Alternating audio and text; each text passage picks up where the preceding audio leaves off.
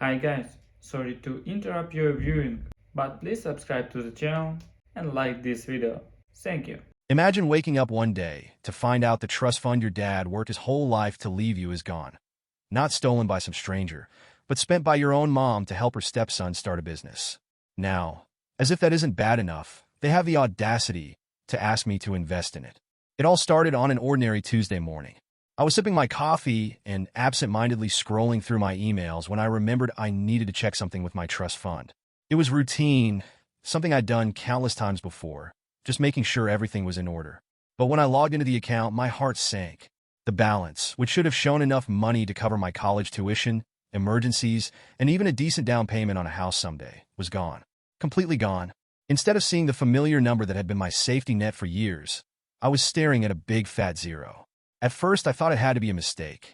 Maybe a technical glitch or some kind of system error. I refreshed the page, logged out, logged back in, but nothing changed. The pit in my stomach grew heavier as I realized this wasn't just a temporary glitch. Something was seriously wrong. I called the bank immediately, my hands shaking as I held the phone. The woman on the other end was polite but firm. All funds were withdrawn by the trustee of the account, she said. The transactions were authorized. My head was spinning. The trustee? That was my mom. I hung up and sat there, staring at my phone like it had betrayed me. This wasn't real. It couldn't be real. My mom wouldn't just empty my trust fund without telling me, right? I called her immediately, my heart pounding in my chest. "Hey, sweetie," she answered, her voice casual, like nothing was wrong. "Mom," I said, trying to keep my voice steady, "I just checked my trust fund. The balance is zero." "What happened?" There was a long pause, and then she said it, as calmly as if she were discussing the weather. "Oh yeah, I needed it for something important." I couldn't believe what I was hearing. Something important? "Mom, that money was for me. For school, for my future. Dad set it up for me." She sighed, like I was the one being unreasonable. "Look, I understand you're upset, but Brandon needed help. He's trying to start a landscaping business, and I thought it was a good investment."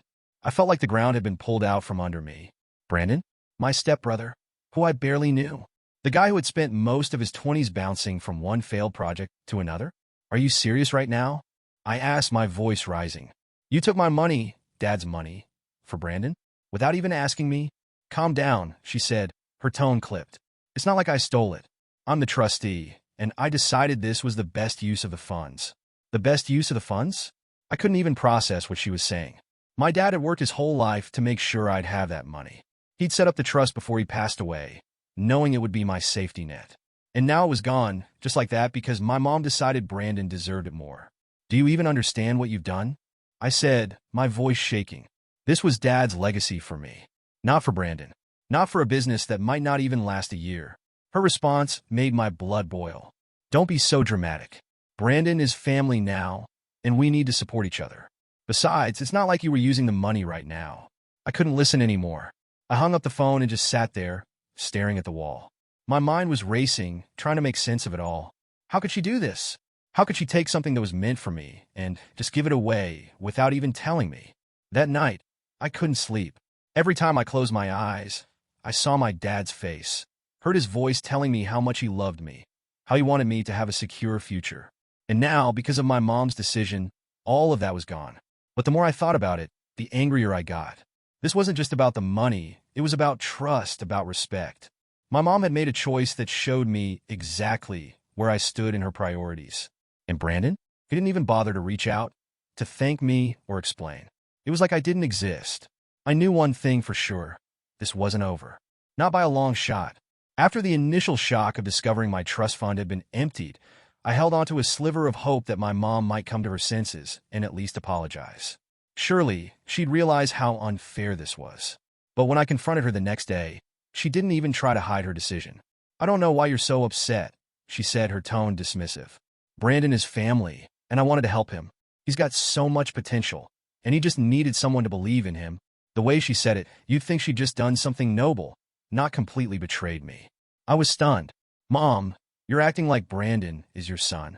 What about me? Don't I deserve some consideration in all of this?" Her face hardened, and she crossed her arms. "I've always treated Brandon like one of my own. He's your stepbrother now, whether you like it or not." I couldn't believe what I was hearing. She wasn't just justifying her actions. She was doubling down on them. And the more she talked, the clearer it became that she didn't see anything wrong with what she'd done. Then, to add insult to injury, she started painting Brandon as some kind of entrepreneurial genius. "This business is his dream," she said. "And I believe in supporting dreams. You should too. Your family, after all." Family. That word stung. I was family too, wasn't I? My dad's only child. The person for whom that trust fund was created. But in her eyes, Brandon's dreams somehow mattered more than my future.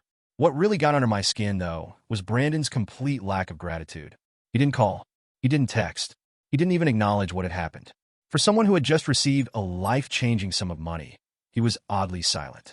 At first, I told myself that maybe he didn't know where the money had come from. Maybe my mom had told him it was her savings or some other story to avoid awkwardness.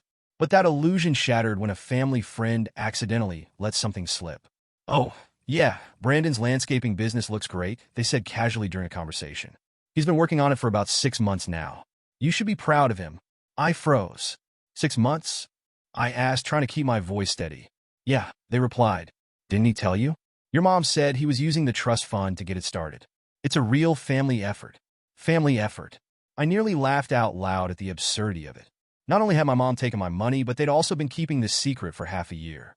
They knew I'd be furious if I found out, so they kept me in the dark. That's when I decided I needed to confront Brandon directly. I texted him, asking if we could meet. He replied with a casual sure, as if everything was perfectly normal. When we finally sat down at a coffee shop, I wasted no time. "Why didn't you tell me?" I asked, my voice sharp. "Why didn't you at least let me know that my trust fund was being used for your business?" He leaned back in his chair, completely unfazed. "It wasn't my decision," he said with a shrug. "Your mom said she wanted to help, and I wasn't going to say no. What's the big deal?" "The big deal?" I repeated, my voice rising. "That money was for me. It was my dad's legacy, and she gave it to you without even asking me. And you didn't think I deserved a heads up? A thank you, maybe?" He smirked, and that's when I knew he wasn't sorry.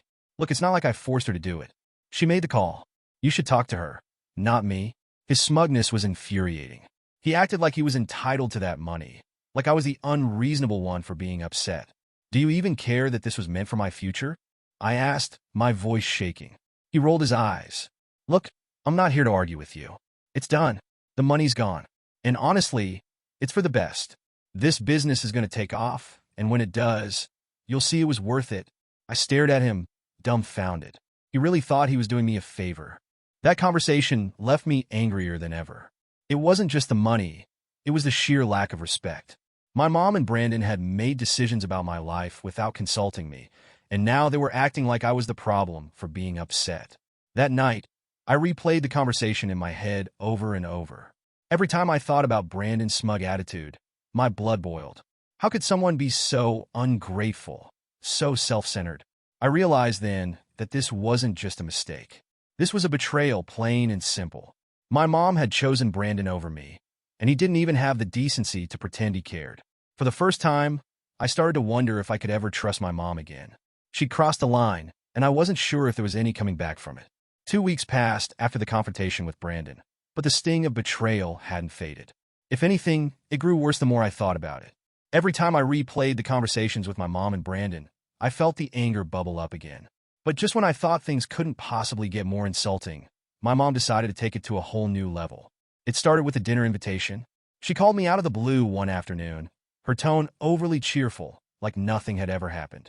"Hey, sweetie, I was thinking we haven't had a proper family dinner in a while. How about you come over tomorrow night?" Family dinner. The words felt hollow. After everything she'd done, she wanted to sit around a table and pretend we were one big happy family? Still, I agreed, mostly because a tiny part of me hoped she might finally apologize or at least acknowledge how wrong she'd been. The next evening, I showed up at her house, trying to keep my expectations low. The moment I walked in, I knew something was off. The table was set with way more effort than usual. Candles, the good plates, the works. My stepmom and Brandon were already seated, and they gave me these awkward smiles like they were in on some kind of secret. "Thanks for coming, honey," my mom said, giving me a quick hug before rushing off to the kitchen. I sat down, eyeing the spread of food suspiciously. Everyone seemed too chipper. It wasn't until the main course that the real reason for the dinner came out. "So," my mom began, putting on her best serious but optimistic face, "I've been thinking a lot about how we can move forward as a family." I set my fork down, already bracing myself. What do you mean by move forward? She glanced at Brandon, who gave her a small nod of encouragement, then turned back to me. I know things have been tense lately, but we have an opportunity to turn this into something positive. Brandon's business has so much potential, but he's hit a little bit of a roadblock. I stared at her, trying to figure out where this was going. What kind of roadblock? Well, she said, her voice softening like she was breaking bad news. They're running out of funds. The startup costs were higher than expected, and they need some additional capital to keep things moving. My stomach dropped. I already knew where this was headed, but I let her keep talking, hoping I was wrong. That's where you come in, she said, smiling like she'd just offered me a gift. I was thinking this could be a great opportunity for you to invest. You could be part of something really exciting, and when the business takes off, you'll see a great return on your money. I blinked at her, stunned into silence. When I finally found my voice, I couldn't hide the disbelief. Are you kidding me right now? You already took my trust fund without asking, and now you want me to invest more of my money into Brandon's business? Are you serious? My mom frowned, as if I were the one being unreasonable. I know you're still upset about the trust fund, but this is different. This is an opportunity for you too. You'd be an investor with a stake in the company. An investor? I repeated, my voice dripping with sarcasm. With what money, Mom? You already drained the only money I had. Brandon, who had been sitting quietly until now, decided to chime in. Look, I get that you're mad about the trust fund thing, but this is a chance to move forward. The business is solid, and with just a little more cash, we can really make it work. I turned to him, barely able to contain my anger. Do you even hear yourself? You already took everything from me, and now you're asking for more? How do you not see how insane that is? The room went quiet for a moment, but my mom wasn't ready to give up. Sweetie, she said, her voice softening into a pleading tone, I'm not asking you to do this for Brandon. I'm asking you to do it for us, for the family. We all benefit if this business succeeds. I couldn't believe her audacity. Mom, this isn't about family. This is about you making terrible decisions and expecting me to clean up the mess. Do you even realize what you've done? That trust fund was supposed to secure my future, and now you want me to risk even more on a business that's already failing? Her expression hardened, and for the first time, I saw a flicker of frustration. You're being selfish, she snapped. Brandon has worked so hard to make this business a success. He just needs a little help, and you're sitting here acting like we owe you something.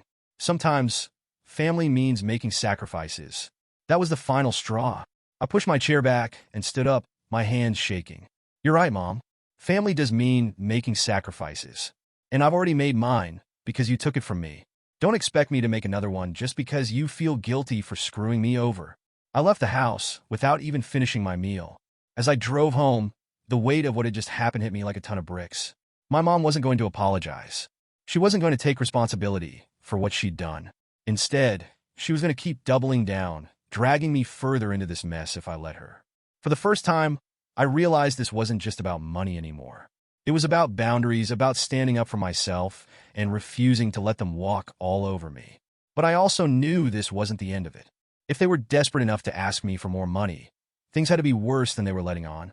And if there was one thing I'd learned in the past few weeks, it was that I couldn't trust a single word they said. A few days after the disastrous dinner, I got a text from my mom. It was short and to the point. We're having a family meeting on Saturday at 6. It's important that you come. At first, I debated ignoring it. What more was there to say? But my curiosity got the better of me. If she was calling a meeting, it had to mean they were escalating things. And I wasn't about to let them plot without knowing what I was walking into. When I arrived, the atmosphere was tense, but staged to look welcoming. My stepmom greeted me at the door with her usual too-sweet smile, and my little sister was running around, blissfully unaware of the drama. In the living room, Brandon was already seated, scrolling on his phone like he didn't have a care in the world. My mom stood by the kitchen counter, looking anxious but determined. Thanks for coming, she said as I sat down. I didn't respond. I wasn't there to make small talk. Once everyone had gathered, my mom took charge, pacing in front of us like she was giving a motivational speech. I know there's been some tension in the family lately, she began, glancing at me as if I were the sole source of that tension. But we need to come together. We're stronger when we work as a team. I crossed my arms and leaned back in my chair, waiting for the inevitable pitch. Brandon's business is more than just a landscaping company, she continued. It's an opportunity for all of us. If we support him now, it could change our lives. I resisted the urge to roll my eyes as she launched into a rehearsed speech about the importance of family and sacrifice. This isn't just about Brandon, my mom said, her voice softening in a way that was clearly meant to tug at my heartstrings. It's about what we can accomplish together. Your dad always believed in helping others, and I know he would have wanted us to support each other. Hearing her invoke my dad's name like that made my blood boil. Don't, I said sharply. Don't bring Dad into this. He wouldn't have wanted this, and you know it. My mom looked taken aback for a moment, but she quickly recovered. Your dad believed in family, she said firmly. And right now, Brandon needs us. At that point, my stepmom chimed in. Brandon's been under so much pressure lately, she said, giving him a sympathetic look. He's poured his heart and soul into this business, and he just needs a little more support to get through this rough patch. I turned to Brandon, who was now staring at the floor, avoiding eye contact. Is that true, Brandon? I asked. Have you really been pouring your heart and soul into this? Because from where I'm sitting, it looks like you've been pouring my money into a black hole. That comment sparked a heated back and forth. My mom accused me of being selfish. My stepmom kept trying to play peacemaker, while also subtly piling on the guilt. Brandon finally spoke up, defending himself in the most half-hearted way possible, saying, I didn't ask for this, okay? Your mom offered to help. The more they talked, the angrier I got. It was clear that this whole family meeting was just a thinly veiled attempt to pressure me into giving them more money. This isn't about family, I said, cutting through their excuses. This is about you all trying to clean up a mess you created, and you're using me to do it. My mom's face turned red. How can you say that? We're trying to include you in something bigger than yourself. This business could benefit all of us. All of us? I repeated, laughing bitterly. No, Mom. It benefits Brandon. And maybe you, since you're so invested in him. But don't pretend this is about me, or about Dad's legacy. He wouldn't have wanted this. He worked his whole life to make sure I'd be secure, and you've thrown that away. The conversation took a darker turn after that. My mom accused me of being ungrateful and unwilling to see the bigger picture. My stepmom hinted that I was being immature, saying, sometimes we have to put the needs of the family above our own. The worst moment came when my mom turned to my little sister, who had been sitting quietly, coloring in the corner. Do you know what this is really about? She said, her voice suddenly sweet. It's about making sure she has a future too. If Brandon's business succeeds, it could create stability for all of us. Even her. That was it for me. Using my little sister as a pawn to manipulate me was the last straw. Don't you dare, I said, my voice shaking with anger. Don't drag her into this. She's a child. She has nothing to do with your bad decisions. My mom opened her mouth to argue, but I stood up, cutting her off. I've heard enough. If you're so convinced this business is worth saving, figure it out yourselves. But don't expect me to keep throwing money at a sinking ship. And stop pretending this is about family. It's not. I walked out without looking back, my heart pounding in my chest. The guilt they tried to heap on me was heavy, but my anger was heavier. As I drove home, I couldn't stop thinking about my dad.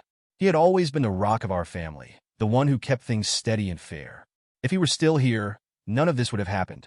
But he wasn't here, and now I had to deal with the fallout of my mom's terrible choices. One thing was clear, though. I wasn't going to let them manipulate me anymore. If they wanted to fix this mess, they'd have to do it without me. After the disastrous family meeting, I couldn't shake the feeling that there was more to Brandon's business than what they were letting on. It wasn't just the audacity of asking for more money after already draining my trust fund. It was the way they were trying so hard to guilt me into going along with their plan. Something about the whole situation felt off. The more I thought about it, the angrier I became. I couldn't stop replaying my mom's dismissive comments, Brandon's smug attitude, and the way they kept dodging my questions about where the money had gone. If this business was supposed to be so promising, why were they so vague about the details? I decided I couldn't let it go. If they weren't going to give me straight answers, I'd find them myself. So I started digging. The first thing I did was look up Brandon's business online. To my surprise, it actually had a website, basic but functional.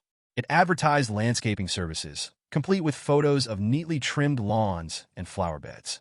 But something about it felt generic. The photos looked like stock images, and there were no customer testimonials, no reviews, nothing to suggest this was a real, thriving business. Next, I searched for any public records tied to the business. That's when I hit the first red flag. The business had only been officially registered a few months ago, far more recently than the 6 months my mom had claimed it had been running. If they'd already spent all that money, what had it been spent on? I kept digging, and that's when I stumbled upon something that made my stomach drop. Brandon had recently purchased a brand new truck, top of the line, fully loaded, and worth far more than what a small landscaping business could justify. I found photos of it on his social media, where he was proudly showing it off with captions like, "Hard work pays off." But it didn't stop there. He'd also bought expensive equipment, way more than what seemed necessary for a small operation. Zero-turn mowers, a commercial-grade leaf blower, even a trailer to haul everything. And while all of that could technically be considered business expenses, the sheer scale of it felt excessive. The final nail in the coffin came when I reviewed the financial statements my lawyer had obtained during the trust fund inquiry. Buried among the legitimate expenses were payments to vendors that didn't make sense. There were invoices for things like consulting services and advertising campaigns, but when I looked up the companies listed, they didn't exist. I stared at the documents, my hands trembling with a mix of anger and disbelief. This wasn't just a case of overspending or poor management. This felt deliberate. Brandon wasn't running a business. He was living large on money that wasn't his. The next day, I called my mom, ready to confront her with everything I'd found. She picked up after a few rings, sounding annoyed. "What is it now?" "I've been looking into Brandon's business," I said, jumping straight to the point. "And I know where the money's been going." There was a pause on the other end. "What are you talking about?" I laid it all out, the truck, the equipment, the fake vendors. "This isn't a business," I said. "It's a scam. He's using the money to fund his lifestyle, not to build a legitimate company." Her response was as infuriating as it was predictable. "That's just how businesses start," she said, brushing it off. "You have to spend money to make money." "Mom," I said, trying to keep my voice steady, "he's not spending money to grow the business. He's spending it on himself. You saw the truck, didn't you?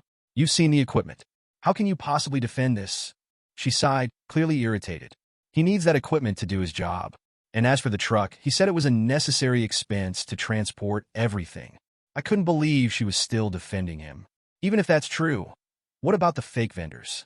What about the fact that he's only been registered for a few months? You can't keep pretending this is normal. Her voice grew sharper. "You're making a big deal out of nothing. Brandon is trying his best, and instead of supporting him, you're tearing him down. Do you know how hard it is to start a business from scratch?" That conversation left me more convinced than ever that my mom was either in denial or complicit in Brandon's scheme. Either way, she wasn't going to help me get to the truth. I decided to take things a step further. I reached out to a mutual acquaintance who had worked briefly with Brandon when the business first started. At first, they were hesitant to talk, but after some prodding, they opened up. "Brandon's not exactly what I call professional," they said carefully. "He talks a big game, but when it comes to actually running the business, he doesn't seem to know what he's doing." "What about the money?" I asked. "Do you know where it's been going?" They hesitated, then said, "I don't know everything, but I do know he's been spending a lot of it on personal stuff. Fancy dinners, nights out with his friends. He even mentioned taking a trip to Vegas a while back." Vegas. Of course. It was just one more piece of evidence to add to the pile. By the end of my investigation, I had a clear picture of what was going on. Brandon wasn't a struggling entrepreneur trying to make his dreams come true. He was a con artist, using my dad's hard-earned money to live like a king. But the worst part wasn't Brandon's actions. It was my mom's refusal to see the truth. No matter how much evidence I presented, she kept defending him, insisting that I was overreacting. It was in that moment I realized something painful. I wasn't just fighting Brandon's greed. I was fighting my mom's blind loyalty to him. And if I wanted to protect what little remained of my dad's legacy, I'd have to do it on my own. The days following my discovery about Brandon's financial shenanigans were a mix of frustration and determination. I'd spent hours piecing together evidence, trying to figure out how someone could get away with such blatant misuse of funds. But even with everything I'd uncovered, I felt like I was still missing a key piece of the puzzle. What was Brandon's real plan? Was he just blowing through money carelessly, or was there something deeper, something more intentional? Then, out of nowhere, I got a message that blew everything wide open. It was late at night, and I was scrolling aimlessly through my social media when a notification popped up. The account was anonymous. No photo, no personal details, just a vague username. The message read, "Hey, I know about Brandon's business. You deserve to know the truth." At first, I thought it was some kind of scam or prank. But curiosity got the better of me, so I replied, "What are you talking about?" They responded almost immediately. "I used to work for him. He's not running a real business. It's all a front. If you want proof, I can give it to you." My heart started racing. Was this real? Could this person actually have the answers I was looking for? "Why are you telling me this?" I typed back. Their response was blunt, "Because I know what he did to you, and I'm sick of people like him getting away with it." I asked for more details, and over the next hour, the messages poured in. According to this anonymous source, they'd worked with Brandon briefly when he first started the landscaping business. At the time, they thought it was a legitimate operation. Brandon had hired a small crew and taken on a handful of clients, but it didn't take long for the cracks to show. He didn't care about the actual work the person wrote. He was more interested in looking like a successful businessman than actually being one. Apparently, Brandon would take on jobs and then subcontract the work to cheaper, less reliable crews, pocketing the difference. He also cut corners on materials and equipment, leaving clients frustrated with the quality of the work. Complaints started piling up, but instead of addressing them, Brandon simply stopped answering calls and emails. But the most damning revelation was about the money. He was using the business account like his personal piggy bank, they said. Dinners at expensive restaurants, designer clothes, trips with his friends. None of it had anything to do with the business. It was all about keeping up appearances. I sat there, staring at the messages, feeling a mix of vindication and rage. This wasn't just poor financial management, it was fraud. Brandon wasn't even trying to build a real company. He just wanted to live the high life without working for it. The anonymous source didn't stop there. They sent screenshots of texts and emails between Brandon and his team, showing just how disorganized and unprofessional he was. One exchange stood out to me. A crew member had messaged Brandon, asking when they would get paid for a job they'd completed weeks ago. Brandon's response? "You'll get your money when I have it. Chill out." In another email, a client threatened legal action after Brandon failed to show up to finish a project. His reply was even worse. "Good luck suing me. My lawyer's better than yours." I couldn't believe what I was reading. Brandon wasn't just incompetent. He was actively screwing over everyone who trusted him. But the final piece of evidence was the most shocking. The source sent me a link to a private Instagram account that Brandon used to share his success with a select group of friends. The account was filled with photos of expensive dinners, bottles of champagne, and luxury hotel rooms, all captioned with things like, "Hustle pays off," and "Living the dream." It was sickening. This was what my dad's money had been turned into, a flashy facade for a man who had no intention of earning his way. The next morning, I decided to confront my mom. I didn't want to believe she knew about this, but I couldn't rule it out. When I called her, she sounded surprised to hear from me. "What's going on?" she asked cautiously. "We need to talk about Brandon," I said. "I found out some things, and I think you need to hear them." She sighed. "Oh, come on. Can't you just let this go? I know you're upset, but—" "No, Mom," I interrupted. "You need to listen. This isn't just about the money anymore. Brandon isn't running a real business. He's using it as a front to fund his lifestyle. I have proof." There was a long pause, and then she said, "What proof?" I told her everything, the messages, the screenshots, the fake vendors, the Instagram account. As I spoke, I could hear her breathing quicken, like she was struggling to process it all. When I finished, she said, That doesn't sound like Brandon. Are you sure this isn't just someone trying to stir up drama?" "Mom," I said, my voice firm, "you've seen the way he's been living. You've seen the truck, the equipment, the way he acts like he's on top of the world. Where do you think that money came from? He's not making it from landscaping, I can tell you that much." Her reaction was a mix of denial and defensiveness. "He's under a lot of pressure," she said. "Starting a business is hard, and sometimes people make mistakes. But that doesn't mean he's a bad person." "This isn't about mistakes, Mom," I said. "This is about choices. He's choosing to live off money that isn't his, and you're enabling him." She didn't respond, but I could tell my words had struck a nerve. For the first time, I saw a flicker of doubt in her voice when she said, "I'll talk to him." I didn't have high hopes for that conversation, but it didn't matter. I wasn't doing this to change her mind. I was doing it to protect what little was left of my dad's legacy. Because if there was one thing I knew for certain, it was this. Brandon wasn't going to stop until someone forced him to. And I was ready to be that someone. After everything I'd uncovered, Brandon's misuse of funds, the fake vendors, the anonymous tip, I knew I couldn't just sit back and let him continue. It wasn't just about the money anymore. It was about standing up for what was right. I needed to confront Brandon face to face, lay out everything I knew, and see how he'd squirm. I didn't bother trying to reach him through my mom or stepmom this time. They'd only make excuses or warn him in advance. Instead, I sent him a text directly. "We need to talk, face to face. I'll come to you." His reply came quickly, and as usual, it was flippant. "Sure. Come by tomorrow. I'm busy, but can squeeze you in." Squeeze me in? The audacity was almost comical. But I bit my tongue and agreed. I wanted this conversation to happen on his turf, so he couldn't claim I blindsided him. The next day, I pulled up to Brandon's place, a house he was renting, though you wouldn't know it from the way he flaunted it on social media. The front yard was meticulously landscaped, probably by a crew he didn't even pay. His shiny new truck was parked in the driveway, gleaming in the sunlight like a slap in the face. He opened the door with that same smug grin I'd come to hate. "Hey, what's up?" he said casually, as if we were old friends catching up. I didn't bother with small talk. "We need to talk. Inside." His smile faltered for a moment, but he stepped aside and let me in. The house was exactly what I expected. Modern, expensive-looking furniture, gadgets everywhere, and not a hint of personal responsibility in sight. "So," he said, leaning against the kitchen counter, "what's this all about?" I didn't waste any time. "I know what you've been doing, Brandon. The fake expenses, the truck, the Instagram account.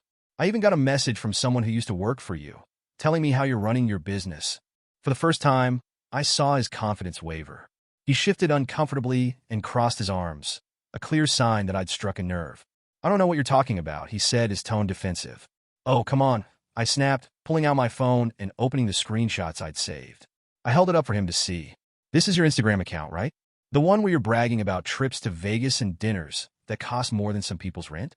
And these invoices, do you even know who these fake vendors are, or did you just make them up as you went along?" He glanced at the screen, then looked away, his jaw tightening. "Look, those trips were personal. They had nothing to do with the business. And as for the vendors, I don't handle all the paperwork. Okay? Maybe there were some mistakes, but that doesn't mean I'm doing anything wrong." I couldn't believe he was still trying to spin this. "Mistakes?" I said, my voice rising. "Brandon, you've been using my dad's money to fund your lifestyle. This isn't just poor management, it's theft. And don't even try to blame this on your team. We both know you're the one pulling the strings." He straightened up, his defensiveness giving way to anger. "You're acting like I owe you something," he said, his voice hard. "Your mom gave me that money because she believed in me. I didn't steal it. It was her decision. If you have a problem with it, take it up with her." "Oh, I have," I shot back. "But this isn't just about her anymore. This is about you taking advantage of her, of this family, and of me. You knew that money wasn't yours to use, but you didn't care. You just wanted to play the big shot." He rolled his eyes and threw up his hands. "You don't get it, do you? Running a business isn't cheap. You think I'm out here partying with your money? I'm building something that could help all of us if you'd stop being so selfish." That word, selfish, was the last straw. I laughed bitterly, shaking my head. "Selfish? You're calling me selfish? You're the one who drained my trust fund, lied about it, and then had the nerve to ask for more. And I'm the selfish one. You don't understand how hard this is," he said, his voice rising. "You've never had to start something from scratch. You've always had everything handed to you." That comment hit me like a slap in the face. "Everything handed to me?" I repeated, my voice shaking with anger. "The only reason I had anything in the first place is because my dad worked his ass off to provide for me. And now, thanks to you and my mom, that's gone. So don't you dare act like I'm some spoiled brat who doesn't know what it's like to struggle." He opened his mouth to respond, but I cut him off. "You're not a victim, Brandon. You're a con artist. And the fact that you're still sitting here, trying to justify it, proves that you don't care about anyone but yourself." For a moment, the room was silent. Brandon looked at me, his jaw tight and his eyes narrowing. "You can think whatever you want," he said finally, his tone icy. "But I'm not going to sit here and apologize for trying to make something of myself." At that moment, I realized there was no salvaging this relationship. Brandon wasn't going to admit what he'd done, and he certainly wasn't going to change. He convinced himself that he was the hero of this story, and nothing I said was going to break through his delusion. I stood up, feeling a strange sense of clarity. "You know what, Brandon? Do whatever you want. Keep playing the big shot. But don't expect me to bail you out when it all falls apart." He didn't respond, just watched me with a mixture of defiance and unease as I walked out the door. As I drove away, I felt a weight lift off my shoulders. For weeks, I'd been consumed by anger and frustration, trying to make sense of this mess. But now, I knew the truth. Brandon wasn't worth my time, my energy, or my forgiveness. All that mattered now was finding a way to protect what little remained of my dad's legacy, and making sure Brandon never got his hands on it again. After confronting Brandon and realizing there was no getting through to him, I knew I had to take the next step. It wasn't just about the money anymore. It was about holding someone accountable for the blatant misuse of my dad's legacy. I'd spent weeks trying to handle this within the family, but it was clear they weren't going to do the right thing on their own. So, I reached out to a lawyer. The first consultation was a mix of relief and frustration. The lawyer, a sharp and no-nonsense woman named Amanda, listened carefully as I explained the situation. She didn't sugarcoat anything. "This is a messy case," she said, tapping her pen against her notepad. "But you might have a shot. If your mother, as the trustee, misused the funds and didn't act in your best interest, you could argue breach of fiduciary duty. The challenge will be proving intent." "Intent?" I asked, frowning.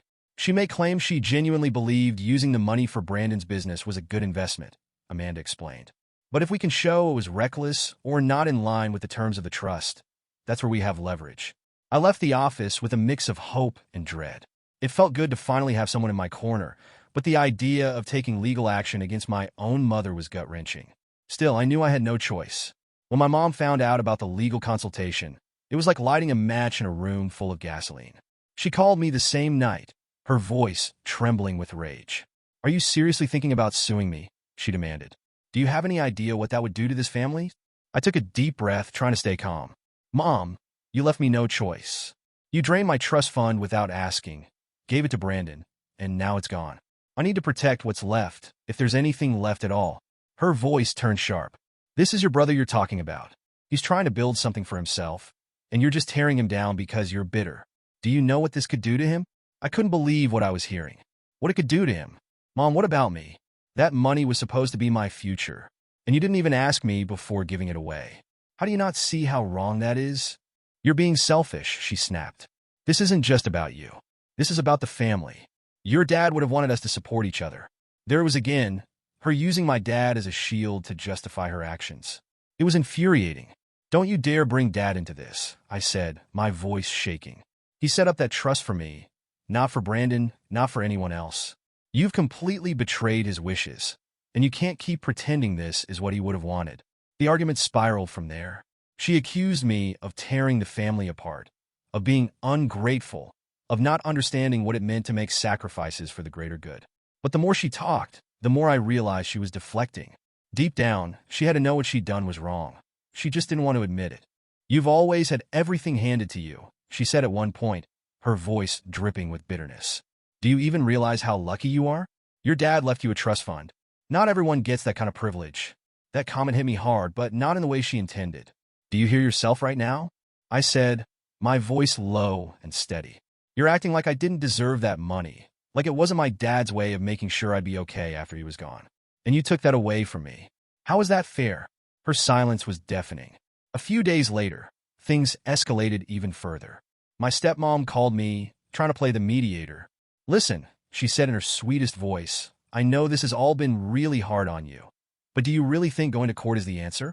Think about how this will affect your relationship with your mom, with the whole family."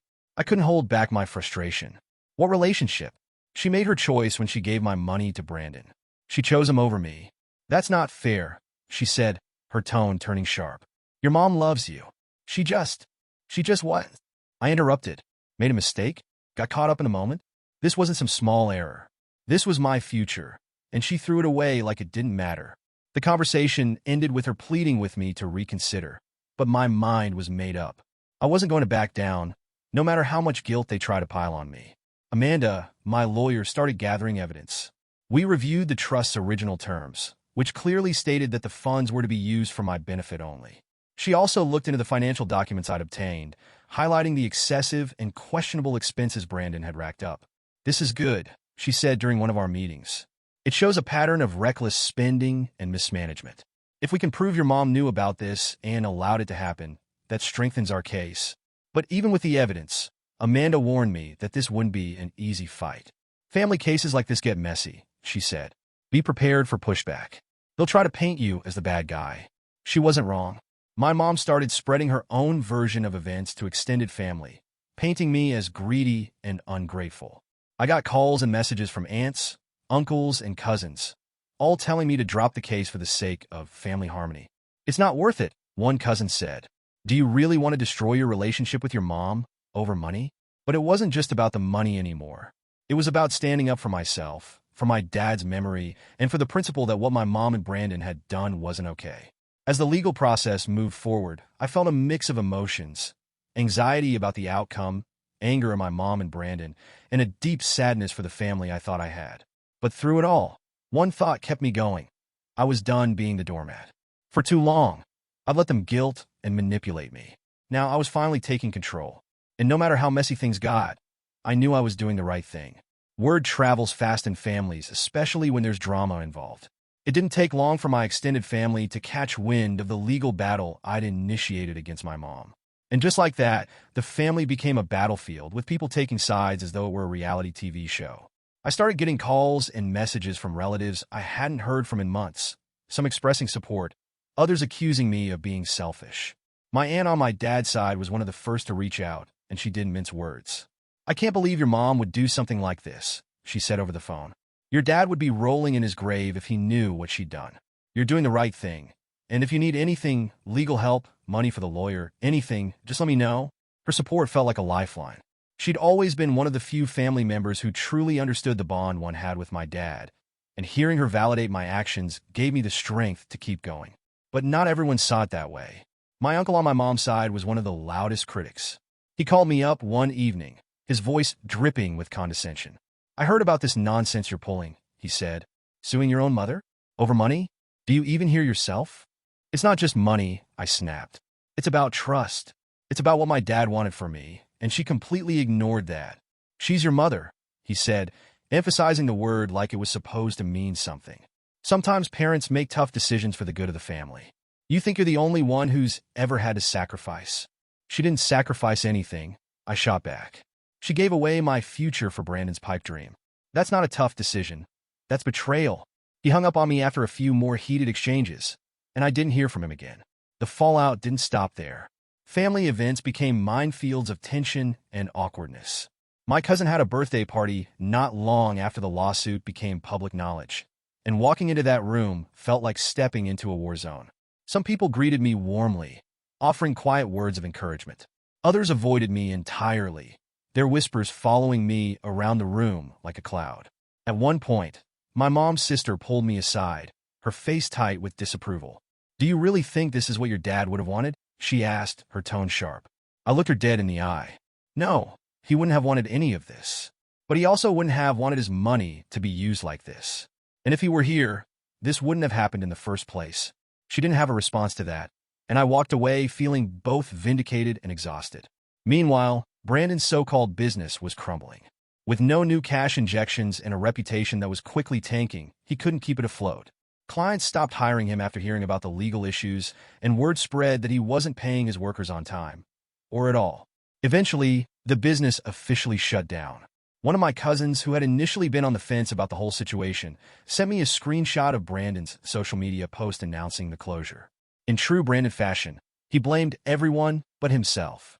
The post read, "It's with a heavy heart that I have to close my business. Unfortunately, not everyone sees the vision, and some people go out of their way to sabotage you. But this isn't the end. I'll be back stronger than ever." I laughed out loud when I read it. Sabotage? The only person who sabotaged Brandon's business was Brandon himself. I'd be lying if I said I didn't feel a little vindicated watching him fail. After everything he'd put me through, the lies, the arrogance, the utter disregard for what he'd taken from me, it felt like justice. But the feeling was bittersweet. My mom, predictably, didn't see it that way. When she called me to vent about the business closing, her voice was full of bitterness and blame. "Are you happy now?" she snapped. "You've destroyed Brandon's dream. He was doing so well until you started all this." "Doing well?" I said, incredulous. "Mom, he wasn't running a real business. He was running a scam, and you enabled him. The fact that it failed isn't my fault. It's his." "You just don't get it," she said, her voice trembling with frustration. "You're so focused on the money that you can't see the bigger picture. This was about family, about supporting each other." "No, Mom," I said firmly. "It was about you making a terrible decision and refusing to take responsibility for it. Don't blame me, because it all fell apart." She hung up on me after that, and I didn't hear from her for weeks. The division in the family only deepened as the legal battle progressed. My lawyer was confident we had a strong case, but the process was slow and emotionally draining. Every court filing, every new piece of evidence we uncovered, was another reminder of how far my mom had gone to betray my trust. At the same time, I started to see who in my family truly had my back. My dad's side of the family was overwhelmingly supportive, and a few of my cousins on my mom's side quietly reached out to offer their encouragement. "Don't let them guilt you," one cousin said. "What your mom did was wrong, and you're just standing up for yourself." I wish I had your courage. Hearing that meant more to me than I could express. For so long, I felt like I was fighting this battle alone, but knowing there were people who understood, who saw what I was going through and supported me, made all the difference. By the time the dust started to settle, it was clear that things would never go back to the way they were. My relationship with my mom was in tatters, and the rift in the family wasn't something that could be easily repaired. But despite all the pain, I knew I'd made the right choice. Standing up for myself, for my dad's legacy, and for what was right wasn't easy, but it was necessary. And if I had to do it all over again, I wouldn't change a thing. Deciding to move forward with the legal process wasn't easy. Even after everything my mom and Brandon had done, there was still a part of me that hoped things could somehow be resolved without going to court. But every time I replayed the events in my head, the lies, the manipulation, the betrayal, I knew I couldn't let it go. It wasn't just about the money anymore. It was about standing up for myself and protecting what my dad had left for me. Amanda, my lawyer, kept things moving steadily. She warned me that the case could drag on for months, even years, depending on how hard my mom fought back. I braced myself for the long haul, knowing that this wasn't just a battle for financial restitution. It was a battle for my dignity. In the meantime, I made a decision that was equally difficult. I started cutting people out of my life. The first to go was Brandon. That wasn't hard, given that our relationship had been on life support long before this mess started. After the confrontation at his house, I blocked his number and all his social media accounts. I didn't need to see his posts or hear about his latest schemes to know that he hadn't changed. My mom, though, was harder to cut off. Despite everything she'd done, she was still my mom, and the idea of severing ties with her completely felt wrong. But every time we talked, it became clear that she wasn't interested in taking responsibility for her actions. Instead, she doubled down, blaming me for the fallout and insisting that I was being unreasonable. "It doesn't have to be this way," she said during one of our last conversations. "If you just drop the lawsuit, we could move on as a family." "Move on to what?" I asked, my voice cold. "To you pretending nothing happened? To Brandon starting his next business with someone else's money?" "No, Mom. I'm done." She accused me of being dramatic, of turning my back on family, of dishonoring my dad's memory. That last part hit me hard, but I refused to let her manipulate me anymore. "You're the one dishonoring Dad's memory," I said. "He trusted you to take care of that money for me, and you threw it away. Don't put this on me." That was the last time we spoke. With my mom and Brandon out of my life, I turned my focus inward. Losing the trust fund had been devastating, but it forced me to reassess what I wanted out of life. For so long, I'd relied on that money as a safety net, a guarantee that I'd always have something to fall back on. Without it, I had to start thinking differently. I picked up extra hours at work and started budgeting more carefully. I also started exploring ways to honor my dad's memory beyond the financial legacy he'd left behind. One day, while cleaning out some old boxes, I found a collection of my dad's journals. He'd been an avid writer, jotting down everything from his thoughts on life to plans for the future. Reading his words felt like hearing his voice again, and it reminded me of what he truly valued: honesty, integrity, and resilience. Those journals became a source of comfort and inspiration. They reminded me that my dad's legacy wasn't just about the money, it was about the values he'd instilled in me. And those values were still intact, no matter what Brandon or my mom had done. The legal process continued to drag on, as Amanda had warned. My mom's lawyer filed motion after motion, trying to delay the case or get it thrown out entirely. But Amanda was relentless, and each time they tried to block us, she found a way to push forward. The stress of it all was overwhelming at times. There were nights when I lay awake, wondering if it was worth it. Even if I won the case, there was no guarantee I'd get the money back. The trust fund had been drained, and Brandon's business was bankrupt. The odds of recovering anything substantial were slim. But every time doubt crept in, I reminded myself why I was doing this. It wasn't just about the money, it was about standing up for myself and setting boundaries. For too long, I'd let my mom and Brandon walk all over me, guilt tripping me into silence. This was my way of saying, enough. Cutting ties with my mom and Brandon also gave me the space to rebuild my own support system. My dad's side of the family rallied around me, offering encouragement and reminding me that I wasn't alone. Friends who had watched from the sidelines began reaching out, telling me how proud they were of me for standing my ground. One of the most surprising moments came inside. Someone who had initially criticized me sent me a message out of the blue. "I've been thinking about everything that's happened," they wrote, "and I realize now that you're right. What your mom did was wrong, and I'm sorry for not supporting you sooner." That message brought tears to my eyes. It was a small gesture, but it meant the world to me. As time went on, I started to feel a sense of peace that I hadn't felt in months. The pain of betrayal was still there, but it wasn't as sharp. I was healing, slowly but surely. I also started to realize that I didn't need the trust fund to build a secure future. Yes, it had been a huge loss, but it wasn't the end of the world. My dad had given me so much more than money. He'd given me the tools to succeed on my own, no matter what life threw at me. Looking back, I wouldn't wish this experience on anyone. It was painful, messy, and emotionally draining. But it taught me lessons I'll carry with me for the rest of my life. I learned the importance of standing up for myself, even when it means facing criticism from people I care about. I learned that sometimes the people who are supposed to protect you can let you down, and that's not your fault. And I learned that my dad's legacy isn't something that can be taken away, no matter how hard someone tries. The lawsuit is still ongoing, but I've made peace with whatever outcome may come. Whether I win or lose, I know I've done the right thing. I've set boundaries, protected myself, and honored my dad's memory in the best way I know how, by staying true to the values he taught me. Moving forward, I'm determined to build a life that would make him proud. And no matter how hard things get, I know I have the strength to keep going. Because if this experience has taught me anything, it's that I'm stronger than I ever realized.